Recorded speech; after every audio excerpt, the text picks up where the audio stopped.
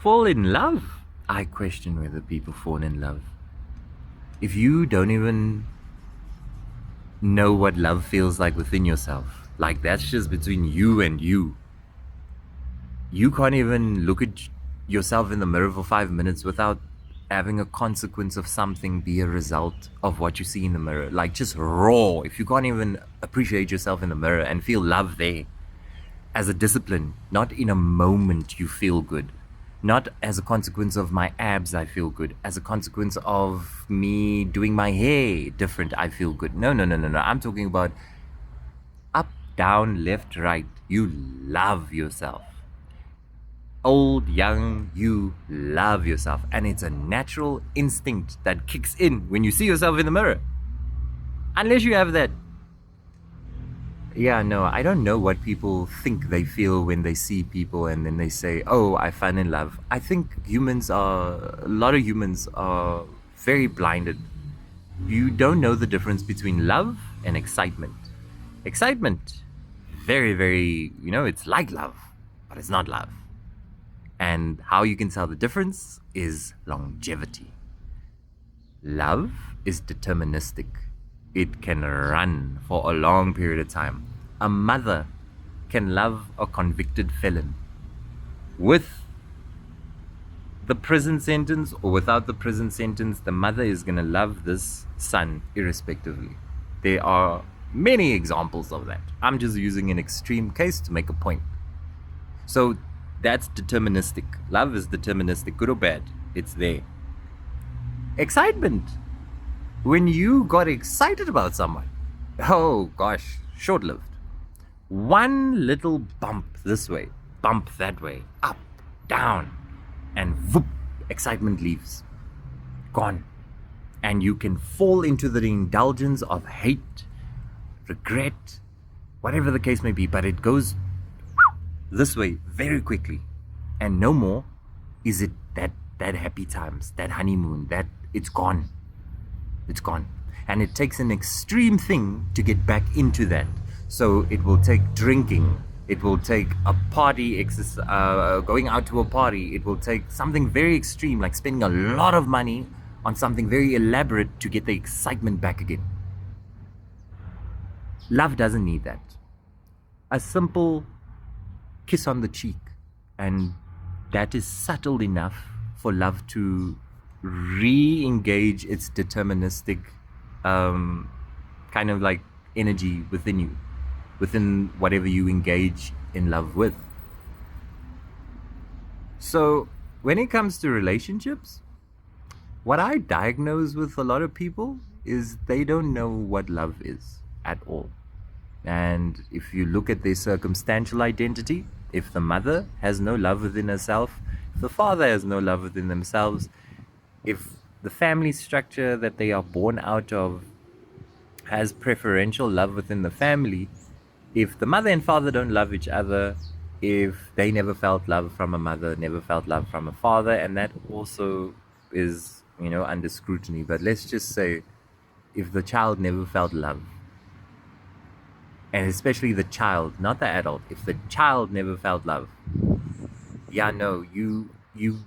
I don't think at any stage in your life have you sat back, recalibrated whether you got love or not, and then found love first within yourself as an understanding before an experience, and then from there you go into a relationship. Most people get excited about meeting someone that connects with them or wants them, shows interest in them for whatever reason. And if excitement takes over, that's when you tarnish the idea of love, because there's a pseudo love that you then end up living by. And then you'll start saying, no, I'll never give my heart again. I'll never love again. You never fell in love in the first place. That's the first thing. You never. It was never there. Never. That was never there, because if you knew what love is, there would be a foundation of that first deterministically in you and yourself, in a discipline, in a routine, in a ritual that serves the environment, the garden that you live in, which is your body, and the different gardens it has, the real estate, the mind, the spirit, the emotions, the physical body. You would serve the body in your eating things that only is of consequence of love.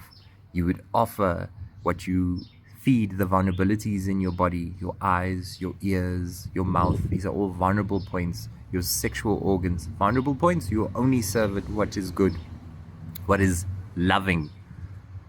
But you and I both know that the quality of humans nowadays disrespect all those vulnerable points. They don't even give a shit about their bodies. They do whatever they want with their bodies, and that has everything to do with their relationship with themselves and whether love is present or love is not present. And if love is not present, there's a pseudo idea of love that exists in relationships. So you think you were in love, but you never knew love, especially if your circumstantial identity aggregates that foundation. And humans, they can get, if you leave something to expire in naivety, it will expire in naivety, and that's how people end up senile. It's like sour milk. But someone says, no, it's milk, and I'm like, but it's sour. No, but it's milk, and I'm like, it's sour. No, it's milk. I'll say, okay, shut up, drink your milk. I'm not gonna fight. I'm too light. So, for those of you who struggle in relationships, for those of you who are in and out of relationships, assess the quality of what you assume is love. Sit back, put love in front of you and say, what do I know about love? Where can I assess the quality of my love? And note, love has nothing to do with money, nothing to do with what you get out of it. Love is an experience, and it's something that is either given and you know it, or you're like, hey, I don't know what this thing is actually.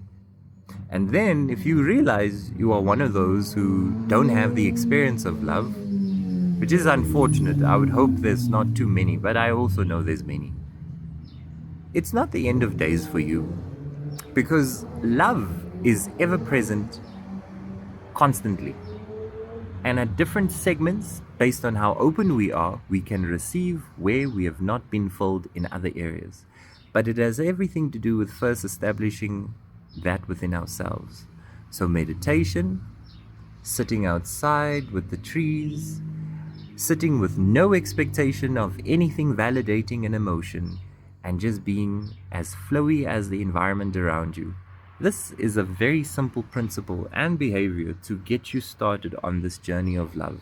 It sounds very uneventful, but this is the subtlety that we must get to be sensitive in. Love is not loud. It is consistent. And it is a pulse. It's like hearing a sound that's always there, then it becomes background noise, and then as soon as it's gone, you notice, something's gone. But you don't make a big boo-ha about it, because it's always comforting to know it's there. The subtlety of love is what we must become sensitive to. That's why love don't work if you've got a thickness and a tenseness. You need vulnerability to engage with love, to truly offer love. Vulnerability and love go together. Therefore, we can diagnose that love is subtle. But if you are thick, hard, in your masculine energy, what the hell do you know about love? You know nothing. It is the subtlety of love that you must be open to, and you will truly experience love. And it's a beautiful feeling that every single one of you, before you die, you need to feel it. You deserve to feel it. Whether from an animal, an insect, whether from a view, an experience, it's subtle. Embrace the subtlety that is embedded in why we are so sensitive, and you will truly understand love. But first, within yourself, before you go looking for it, expediting it there outside, saying a man is going to give me love, a woman is going to give me love, a child in a relationship is going to give me love. Pathetic.